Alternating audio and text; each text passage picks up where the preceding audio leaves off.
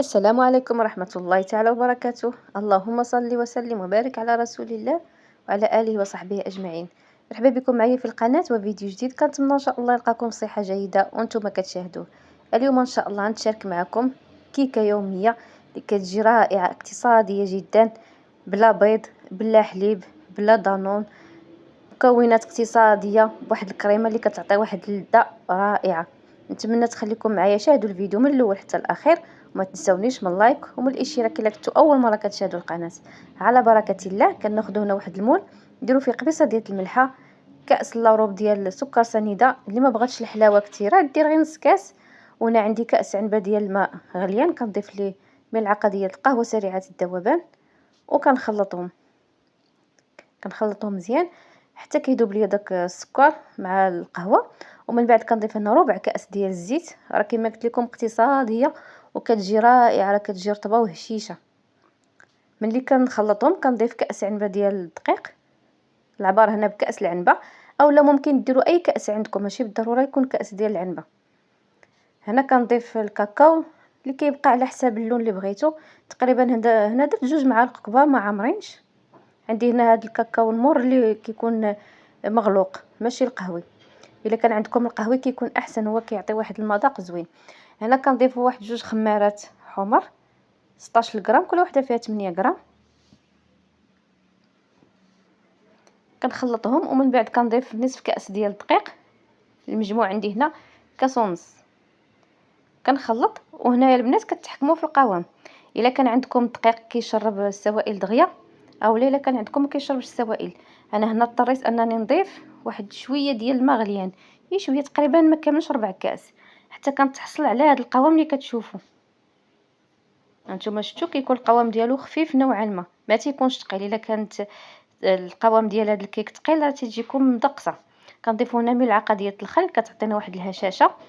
صافي كيف ما كتشوفوا هنا خديت المول. هنا البنات راه كان عندي مول صغير هو اللي كيجي مع هاد المقادير. ملي جيت بغيت ندير فيه الكيكه تهرس، وانا نضطر انني ندير هاد المول هذا اللي كيكون طويل. الا كان عندكم مول صغير يكون احسن باش كتجيكم عاليه، تقريبا 24 سنتيم. هنا دهنته بالزيت وخديت هنا هاد الفاني رشيته. كتبقى اختياريه هاد المرحله، اللي بغات ديرها، اللي ما بغاتش كتضيف الفاني في المكونات اولا ما كديروش كاع، كتكتفي غير بالنكهه ديال القهوه. صافي هنا كنفرغ الخليط ديالي ديال الكيك. كيف ما كتشوفوا راه كيجي خليط اللي خفيف ما كيجيش ثقيل. صافي كندخلها الفران راه دغيا كطيب، خصوصا انني درتها في المول اللي كبير. دغيا البنات راه ما خدتش معايا ربع ساعه طابت. العافيه اللي كتكون مهيله كيف ما كنطيبوا اي كيك. صافي هنا راني دخلتها للفران، وغادي ندوز نصاوب الصلصه ديال الشوكولا اللي قلت لكم. عندي هذا الكاس راه صغير ماشي قياس كاس العنبه، كاس صغير بزاف. درت النصف ديالو ديال السكر سنيده، ضفت ليه النصف ديالو نفس القياس ديال الماء اللي كيكون غليان، وهنا ملعقه ديال الحليب غبره. وهنا درت الكاكاو، ما درتش نص كاس ديال الكاكاو، درت غير ربع كاس.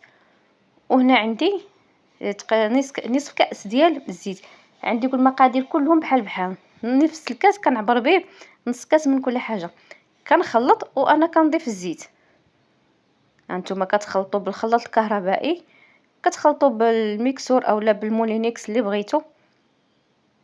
نتوما كتخلطوا وانتوما كتضيفوا الزيت ما حدكم كتخلطوا. راه الخليط كيتقال.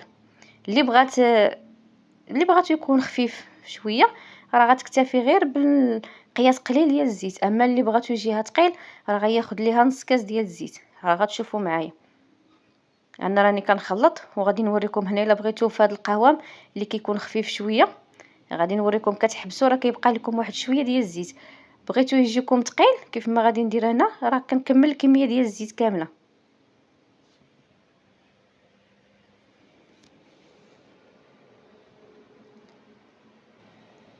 هانتوما هنا انا غادي نوريكم الا بغيتو في هذا القوام، وراه باقي كيبرد. غتشوفوا معايا البنات ملي غنزوق به الكيك باقي غادي يعقد. هانتوما شفتوا الا بغيتو في هذا القوام راه كتكتفي وصافي. كيشيت لكم هذا القياس.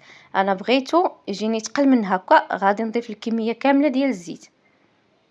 راه ما كتجيش فيها البنات الزيت، المذاق ديال الزيت باين، راه كيجي رائع مع داك الحليب غبره اللي كنديرو فيه.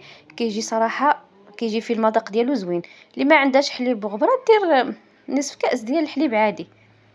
صافي انا كنخلطهم وكتندمج ليا الزيت مع المكونات كيف ما شفتوا. ها هو راه بدا كيتقال، راه تقال على كيف كان في الاول. صافي هنا غادي نزول الخلاط. هانتوما شفتوا القوام ديالو راه كيجي ثقيل وباقي غادي يتقال ملي غادي يبرد في الثلاجه. هنا كنضيف ليه واحد شويه ديال الفاني، غير شويه ماشي بزاف، خليوه حتى لهاد المرحله حيت كيخلي النكهه ديالته زوينه في هاد الصلصه. ما ديروش من الاول، خليوه حتى الاخر عاد ديروه. صافي غادي نخلط غير باش كينسجم داك الفاني وصافي. كنغطيها وكنخليها في الثلاجه تبرد على خاطرها. بيد مع الكيك ديالي حتى هو يكون طاب ويكون برد، عاد كنزوق به الكيك. الا بغيتوا الكميه كثيره دوبلوا المقادير. هذا هو الكيك ديالنا بعد ما خرجته من الفران كيف ما كتشوفوا.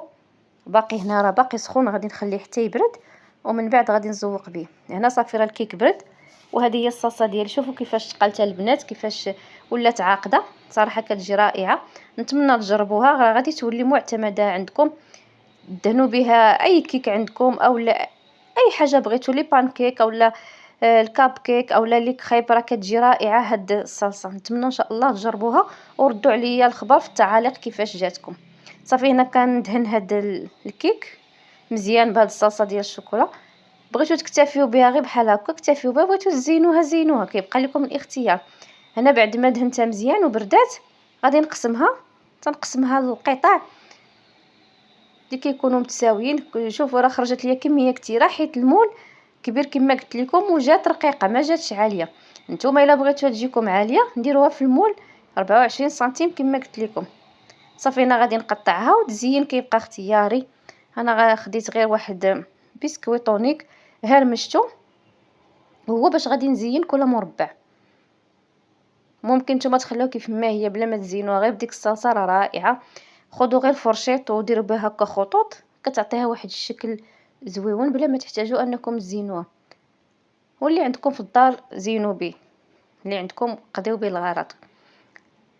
صافي هنا بعد ما زينتها كيكون هذا هو الشكل النهائي ديالها. راه كتجي صراحه رائعه، راه غزاله البنات، راه رائعه صراحه، غير جربوها. كتجي رطبه وهشيشه ولذيذه، ما تقولوش راه زعما ما فيها لا بيض لا والو، كتجي اقتصاديه.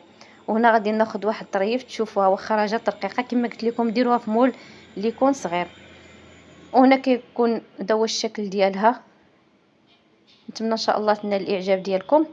وهنا كنكون وصلنا لنهايه الفيديو. شكرا لكم بزاف على المشاهده، وشكرا لكم على الدعم ديالكم، وشكرا لكم على اللايكات ديالكم.